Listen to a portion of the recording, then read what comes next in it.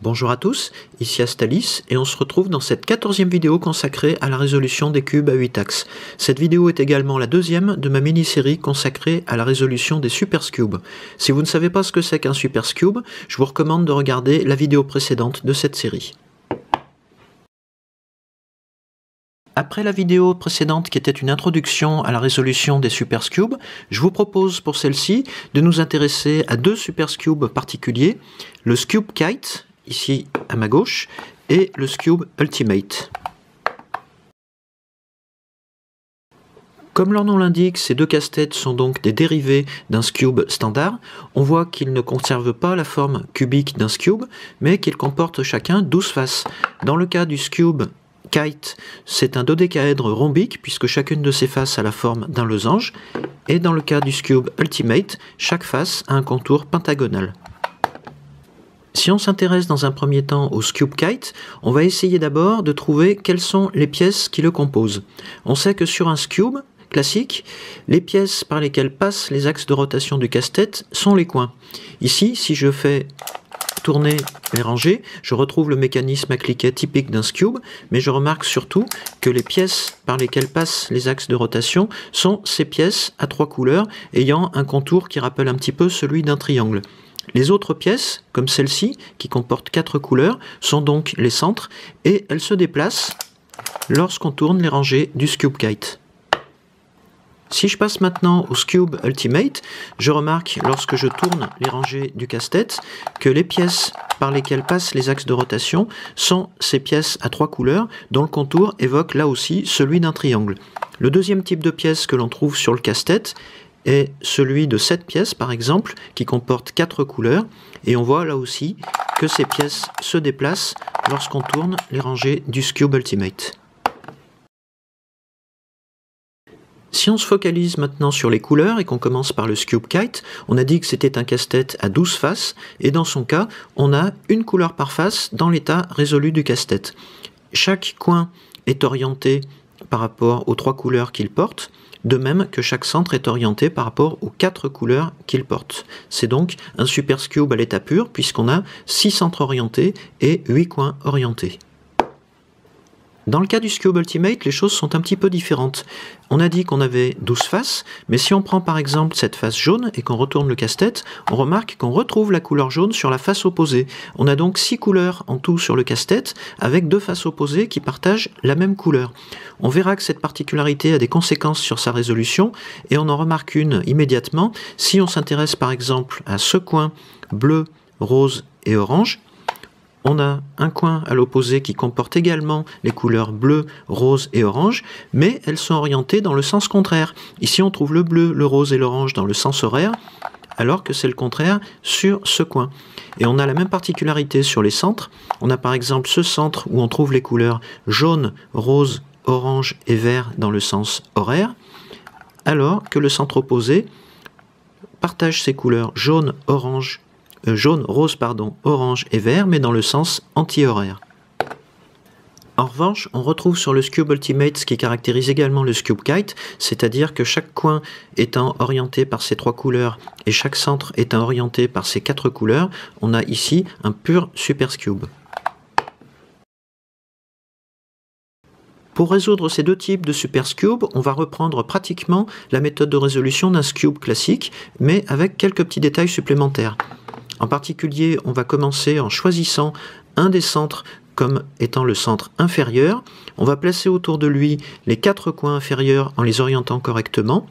On va ensuite placer et orienter, dans le cas des supercubes, les 4 centres latéraux, puis on s'occupera de l'orientation des 4 coins supérieurs. J'ai ici mélangé mon Scube Kite et pour commencer la résolution, je vais choisir un de ces 6 centres pour en faire le futur centre inférieur du casse-tête. Par habitude, je choisis comme premier centre le centre qui comporte à la fois les couleurs blanche et jaune. Si ce centre est mon nouveau centre inférieur, je vais, de la même manière que sur un cube standard, chercher maintenant à l'entourer avec les 4 coins inférieurs correspondants, et cette correspondance se fera évidemment par les couleurs. En particulier, si je regarde de ce côté du centre inférieur, je vois que le coin qui devra se loger ici aura nécessairement les couleurs blanche et violette pour correspondre à ces couleurs. Le coin en question est déjà en place, mais je vois que son orientation n'est pas la bonne. Donc pour retrouver la bonne orientation, je vais d'abord l'écarter vers le haut, modifier son orientation, et je peux ensuite le ramener à côté du centre inférieur, et je vais faire la même chose sur chacun des 3 coins suivants. J'ai ici placé 3 des 4 coins qui doivent entourer ce centre. Je dois mettre en place le 4e qui aura nécessairement les couleurs blanc et rose pour correspondre avec ces couleurs-là du centre. Le coin en question est déjà ici, mais il n'a pas la bonne orientation. Et j'ai un coin déjà bien placé à cette position-là. Donc je vais commencer par changer l'orientation de ce coin en l'amenant là-haut. Je vais tourner dans le sens des aiguilles d'une montre, comme ceci, pour le ramener à côté du centre. Et je vais ramener l'autre coin. Je vois que je n'ai pas encore la bonne orientation, puisque le blanc doit être ici, et le rose doit être ici. Je vais recommencer la même opération. J'écarte ce coin, je tourne dans le sens des aiguilles d'une montre, je le ramène à côté du centre, où on a maintenant une correspondance de couleurs, et il me reste à ramener l'autre coin qui avait été écarté, pour avoir cette fois-ci 4 coins inférieurs bien placés si je remène mon casse-tête comme ceci. Même chose avec ce Scube Ultimate que j'ai maintenant mélangé, je vais choisir un de ces 6 centres pour en faire le futur centre inférieur du casse-tête. Par habitude, je prends ce centre-là, puisqu'il est facile de le repérer grâce au logo du fabricant. Pour commencer à placer les 4 coins correspondant à ces couleurs, je vais pouvoir choisir 2 de ces 4 couleurs, par exemple le vert et le jaune, et je vais chercher un coin qui présente ces 2 couleurs. Alors je vois que j'ai un coin ici qui comporte le jaune et le vert, je peux le ramener comme ceci à côté du centre, mais je vois que ce coin n'a pas la bonne orientation, donc je vais la modifier en l'écartant vers le haut, en modifiant son orientation, et ensuite en le ramenant à côté du centre. J'ai bien ici une correspondance de couleurs. J'ai ici placé 2 des 4 futurs coins inférieurs autour de ce centre. Je peux donc passer au suivant. Et je sais que ce suivant comportera nécessairement les couleurs rose et orange. Or, je vois que j'ai un coin ici qui présente ces couleurs rose et orange, mais je vois qu'il est placé à l'emplacement suivant, c'est-à-dire à l'emplacement du 4e coin. Et en pratique, je peux tourner les rangées comme je veux, je n'arriverai pas à emmener ce coin à cet emplacement. Si je pars ici, je ne peux pas ensuite me ramener à cet emplacement. Cela veut dire que ce n'est pas le coin que je cherche, puisqu'il existe un autre coin sur le casse-tête qui présente également les couleurs rose et orange. Et c'est cet autre coin que je vais devoir ramener à cet emplacement. J'ai ici mis en place ce 3e coin, celui que je cherchais, et je vais donc passer au 4e et dernier coin inférieur qui doit venir se placer ici, et qui aura nécessairement les couleurs jaune et rose. Je vois que celui-ci comporte les 2 couleurs que je cherche, et puisqu'il est déjà à son emplacement définitif, je sais qu'il s'agit du coin que je veux, simplement je dois modifier son orientation. Donc je vais faire exactement comme le Scube Kite tout à l'heure, je vais l'isoler vers le haut, comme ça, je vais le tourner dans le sens des aiguilles d'une montre avant de le ramener à côté de ce centre. Et je vais ensuite ramener le coin qui était déjà à sa place à côté du centre. Je vois que je n'ai pas encore la bonne orientation, donc je vais répéter exactement les mêmes opérations une 2e fois. Je l'écarte vers le haut, je tourne dans le sens des aiguilles d'une montre, je le ramène à côté du centre, je vois que cette fois-ci il a la bonne orientation, et il me reste à ramener le 4e coin que j'avais isolé un petit peu plus à gauche. J'ai donc ici en place les 4 coins qui seront les 4 coins inférieurs du casse-tête.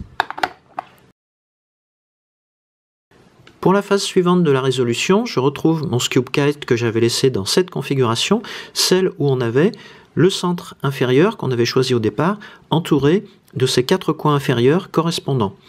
À partir de maintenant, je vais tenir le casse-tête comme ceci et je vais considérer le centre supérieur.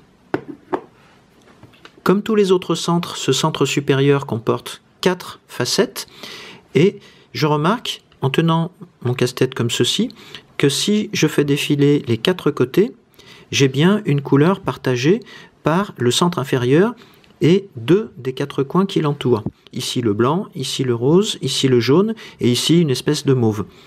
Et je vais chercher sur le centre supérieur une couleur qui éventuellement peut correspondre à l'une des 4 couleurs que j'ai fait défiler. Ici je remarque que j'ai une facette rose qui correspond donc bien à cette couleur. Je vais pouvoir utiliser l'algorithme de base du Scube qui permet en particulier de descendre ce centre supérieur de sa position actuelle à la position avant. Mais étant donné que c'est un super Scube, j'aurai en même temps à faire attention à son orientation lorsqu'il sera en place sur la partie avant du casse-tête.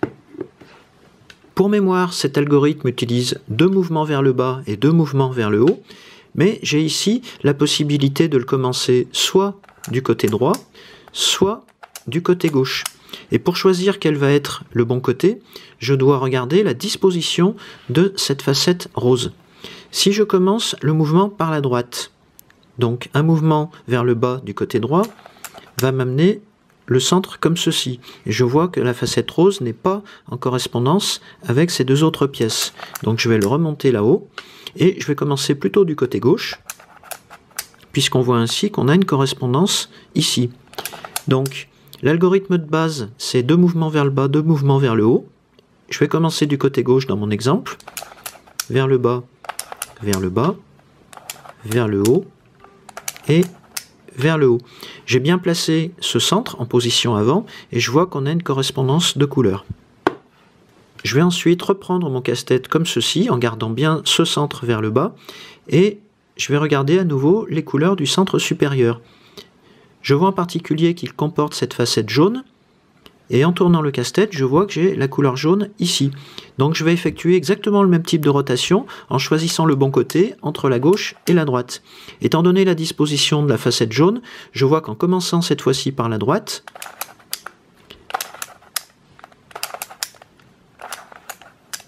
je retrouve une bonne disposition entre ces 4 pièces. Je vais considérer à nouveau les 4 couleurs du centre supérieur et dans mon exemple, je vois qu'aucune des 4 couleurs ne correspond aux couleurs que je trouve ici sur le bas du casse-tête. Cela veut dire que ce centre supérieur est déjà à sa place, mais je dois également considérer les couleurs des autres centres latéraux. J'ai ici un centre en place puisque c'est le dernier que j'ai déplacé, mais si je considère par exemple les couleurs de celui-ci, elles ne correspondent pas à la couleur que j'ai en bas. Ce n'est pas le cas non plus pour celui-ci, et ce n'est pas le cas non plus pour celui-là. Donc finalement, je n'ai qu'un seul coin latéral en place, c'est celui-ci. Je vais le placer à l'arrière du casse-tête, et je vais descendre ce centre supérieur en position avant, quelle que soit son orientation.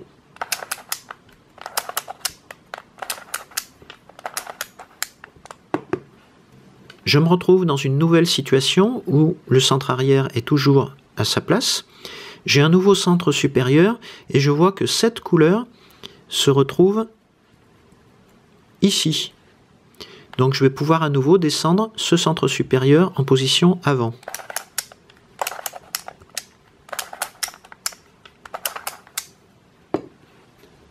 Je recommence avec ce nouveau centre supérieur qui comporte du blanc.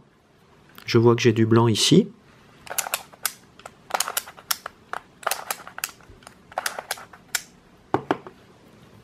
Je continue avec ce nouveau centre supérieur qui comporte du jaune.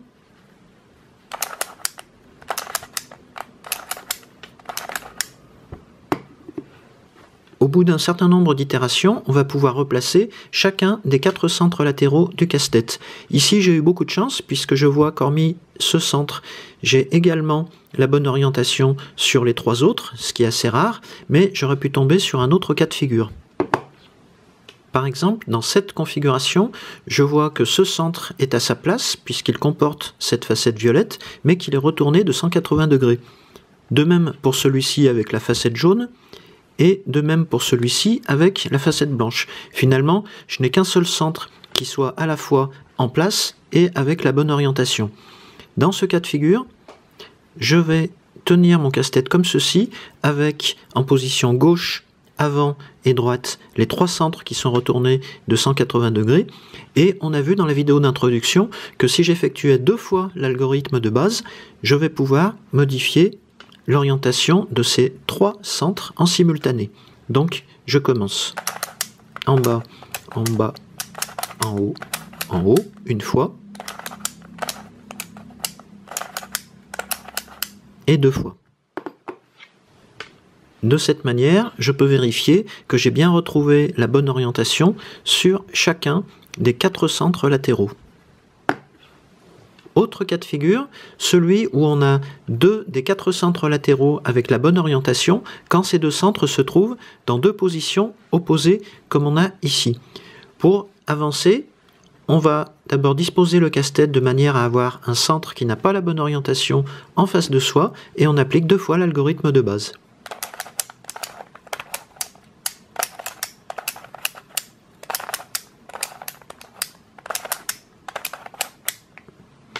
Une fois que c'est fait, on regarde à nouveau l'orientation des autres centres latéraux.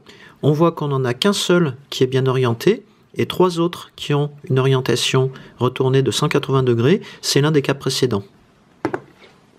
Autre cas, celui où on a toujours 2 des 4 centres latéraux correctement orientés, mais cette fois-ci, lorsque ces 2 centres sont disposés à 90 degrés l'un de l'autre.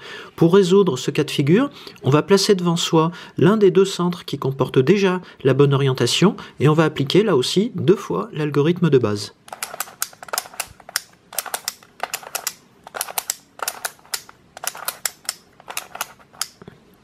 Si on fait le tour du casse-tête, on voit qu'on a ici un centre latéral correctement orienté, et on voit que c'est le seul. Donc finalement, on se retrouve avec 3 centres latéraux à réorienter, c'est l'un des cas précédents. Autre possibilité, le cas où on a un centre latéral à retourner, alors que les 3 autres ont une orientation correcte. On va placer devant soi le centre à retourner, et on applique 2 fois l'algorithme de base.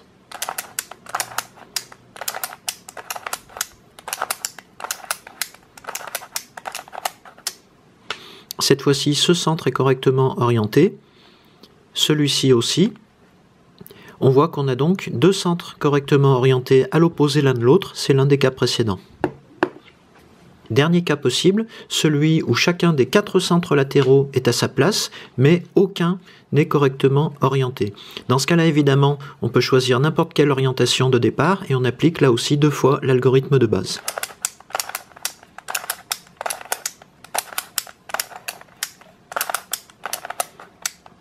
On se retrouve alors dans une nouvelle configuration où on a 3 centres latéraux correctement orientés et le 4e qui reste à orienter, c'est là aussi l'un des cas précédents. Même chose sur le Scube Ultimate, on a ici le centre inférieur entouré de ces 4 coins inférieurs. On va donc tenir le casse-tête comme ceci et on voit qu'on a bien une correspondance de couleurs ici avec le jaune, ici avec le rose, ici avec l'orange et ici avec le vert. Si je regarde le centre supérieur, celui-ci, je peux remarquer en particulier que parmi ces 4 couleurs, le jaune correspond à la couleur qu'on a ici, la couleur que partage le centre inférieur et ses 2 coins inférieurs. On va donc pouvoir redescendre ce centre supérieur en position avant, ici. Une fois que ce centre sera redescendu, la facette jaune va se retrouver en bas, et on peut vérifier dans cet exemple que le bleu, qui est sur cette grande facette, va se retrouver sur la gauche en correspondance de couleur avec cette facette. Donc pour le mettre en place, on va appliquer l'algorithme de base en commençant par la gauche.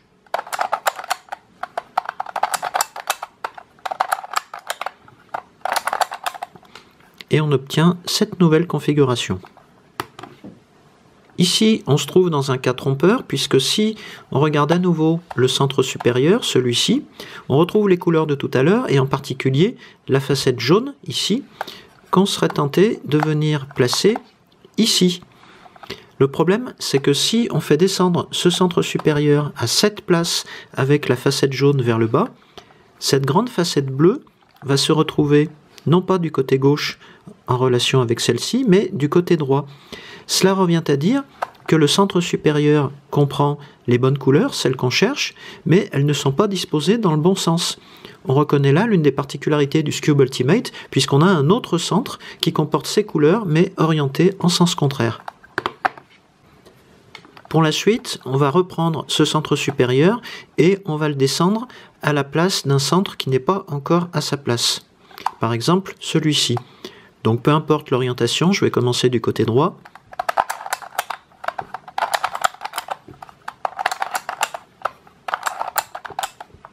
Et on se retrouve dans une nouvelle configuration. Finalement, au bout d'un certain nombre d'itérations, on retrouvera, comme sur le Scube Kite, un état où chacun des 4 centres latéraux est revenu à sa place. Dans mon cas précis, je vois que celui-ci est à sa place et correctement orienté, de même que le centre opposé, mais je vois qu'il me reste à retourner de 180 degrés ce centre et également ce centre. Cette configuration est l'une des nombreuses possibles sur le Scube Ultimate et chacune est similaire dans son principe à toutes celles que j'ai déjà détaillées dans le cas du Scube Kite. Vous pourrez donc vous référer à cette partie de la résolution du Scube Kite pour résoudre l'orientation des 4 centres latéraux du Scube Ultimate.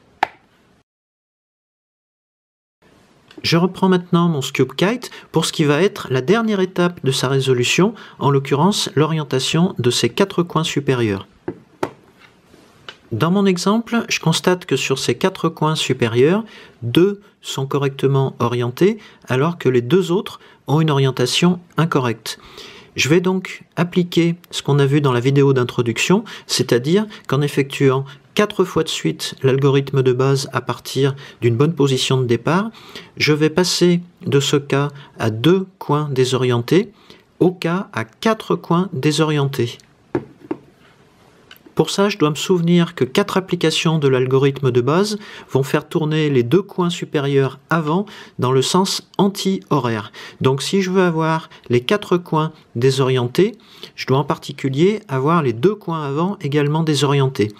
Imaginons que ces 2 coins-là tournent chacun dans le sens anti-horaire. Je peux prendre par exemple comme repère cette facette grise. Ici, elle est en correspondance de couleur avec le centre supérieur.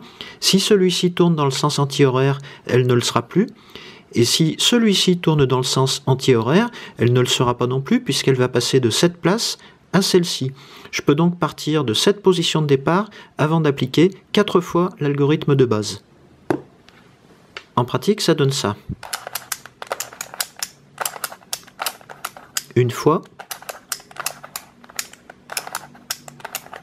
2 fois, 3 fois,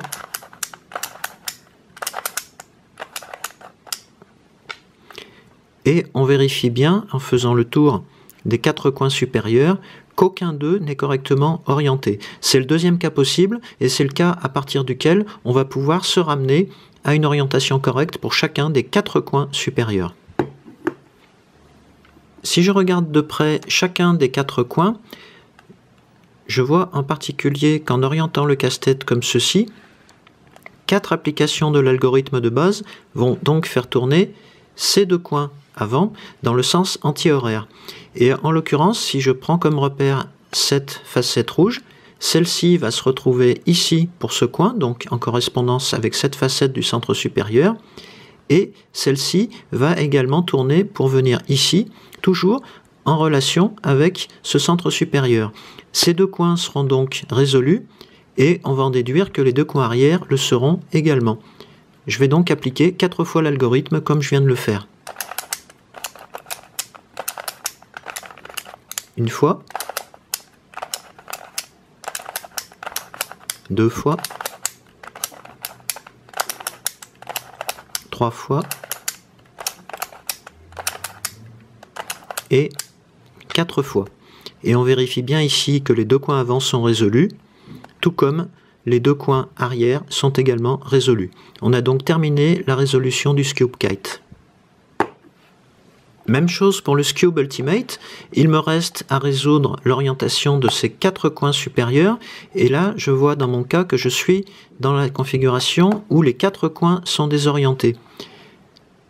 Si on regarde de près ces deux coins supérieurs, et si on prend comme repère la facette jaune, je vois qu'en tournant chacun de ces deux coins dans le sens anti-horaire, cette facette jaune va se retrouver ici pour le coin gauche et ici pour le coin droit, en relation avec cette facette. Je peux donc partir de cette position pour appliquer 4 fois l'algorithme de base.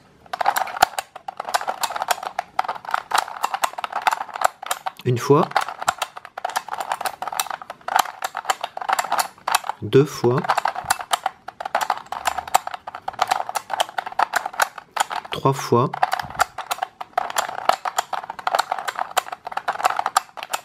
et 4 fois.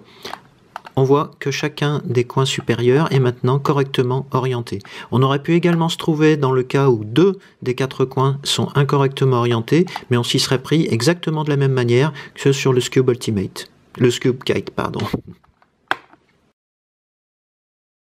Maintenant que vous savez résoudre le Scube Kite et le Scube Ultimate, je vous propose dans la prochaine vidéo de passer à la résolution de 2 autres Super Scubes très intéressants.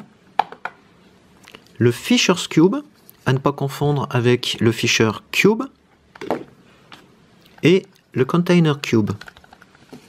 À bientôt!